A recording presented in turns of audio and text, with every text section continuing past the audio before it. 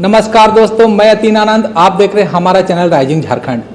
आज हमारे सामने सलूजा स्टील के चेयरमैन श्री अमरजीत सिंह सलूजा जी हैं, जो कि इनको डॉक्टरेट की उपाधि से भी नवाजा गया है। तो कह सकते हैं कि डॉक्टर अमरजीत सिंह सलूजा जी हमारे सामने है। सर, हमारे चैनल में आपका स्वागत है। धन्यवाद अतीन जी। सर, वर्तमान में अगर छड़ की बात की जाए तो खुदरा मूल्य छड़ का 8,500 रुपये प्रति कुंटल पार कर चुका है। क्योंकि आप एक उद्योग चलाते हैं सलूजा स्टील के, सर आप मालिक हैं, तो क्या कुछ लोगों को कहना चाहते हैं? क्योंकि जितने भी उपभोक्ता हैं सर काफ़ी परेशान हैं इन छड़ के दामों का बढ़ जाने की वजह से। उनका जो घर का बजट है वो काफ़ी गड़बड़ सड़बड़ हो गया है सर। तो क्या कुछ उस तरह का लोगों को आप संदेश देना चाहते हैं? जी सर। देखिए, सबसे पहले मैं धन्यवाद देना चाहता हूं आपको अतीन जी, आपके चैनल को, और मैं अपनी बात को रखना चाहता हूं। जो आपने मेरे से सवाल बहुत अच्छा किया है। इधर में बहुत तेज़ी से छड़ के दाम बढ़े हैं, और जो ये छड़ में के जो दाम बढ़े हैं, ये सीधा जो है सो आपको जानकारी लोहे के बारे में मैं आपको ये बताना चाहता हूं कि लोहा जो है सो इसके अंदर में जो हमारे देश के अंदर में जो लोहे का उत्पादन होता है, ये स्टील के अंदर में जो कोयला जो इसके अंदर में उपयोग होता है, या फ्यूल जो इसके अंदर में लगता है जिससे लोहा को तैयार किया जाता है कच्चे माल से, यह हमारे देश के अंदर में 70 से 80% इंपोर्ट किया जाता है। बाहर के देशों से लाया जाता है, जो हमारे देश में इसका उत्पादन नहीं होता है। यही कारण है कि जो बाहर में यूक्रेन और रशिया का जो युद्ध हो गया है, और ये कोविड का जो टाइम अभी थोड़ा कुछ कम हुआ है, लेकिन अभी भी कोविड का असर है बाहर के देशों में, और हिंदुस्तान में भी इसका असर है। तो ये असर के लेकर उत्पादन में बहुत ज़्यादा कोयले के अंदर में कमी आई है। उस ग्रेड के कोयले के, जो हाई ग्रेड का कोयला है, उसके वजह से कोयले की कीमतें जो है सो आसमान छू रही हैं, और कोयला आ नहीं पा रहा है। और आपको मालूम होना चाहिए कि फ्यूल जो कोयला जो जलावन का हम लोगों का काम करता है, लोहे को गलाने के काम में आता है, तरह तरह के उपयोग में आता है, बिजली बनाने के काम में आता है।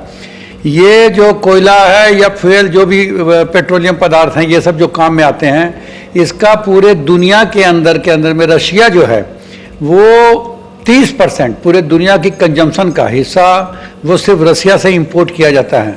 और रशिया और यूक्रेन का युद्ध होने की वजह से ये माल जो है सो आना बंद हो चुका है, और इसके अंदर में मार्केट के अंदर में बहुत ज़्यादा इसकी शॉर्टेज हो गई है। और कोयला का जो है सो उत्पादन नहीं होने की वजह से लागत जो है सो स्टील के अंदर में बहुत ज़्यादा बढ़ गई है, जिसके वजह से जो है सो इसके अंदर में जो है इसके अंदर में तेज़ी का रुख है।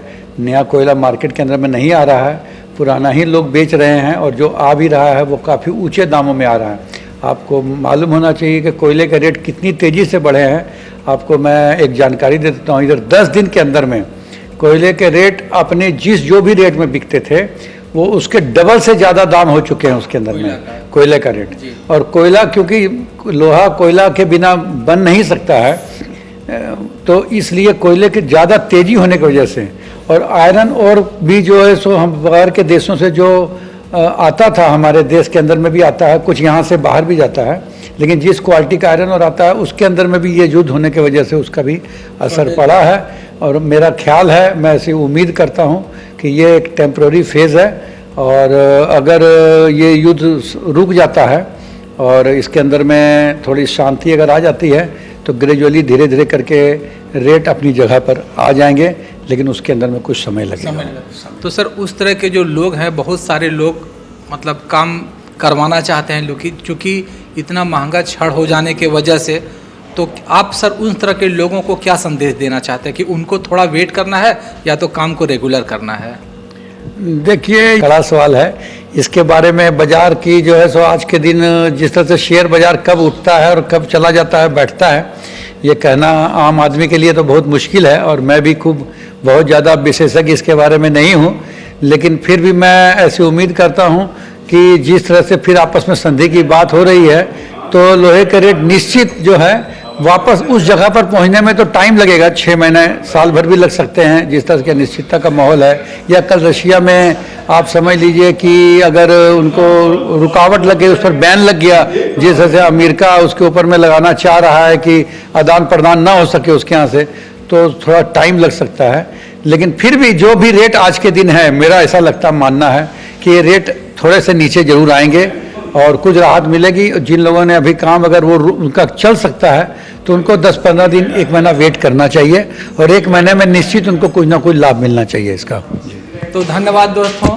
तो ये थे अमरजीत सिंह सलूजा जी, जिनके माध्यम से हमारे जितने भी दर्शक हैं उन्होंने जाना कि आखिर छड़ का दाम क्यों बढ़ा हुआ है या तो छड़ का भविष्य क्या होगा। तमाम प्रकार के जितने भी हमारे क्वेश्चन थे दर्शक के, हमने इनसे जाना और इनका जवाब भी जाना। उम्मीद करते हैं आने वाला समय में कोई शुभ समाचार लेके आएगा और रसिया और यूक्रेन में संधि होगा और जो छड़ में तेजी बनी हुई है वो विराम लगेगी। धन्यवाद। मैं अतीन आनंद।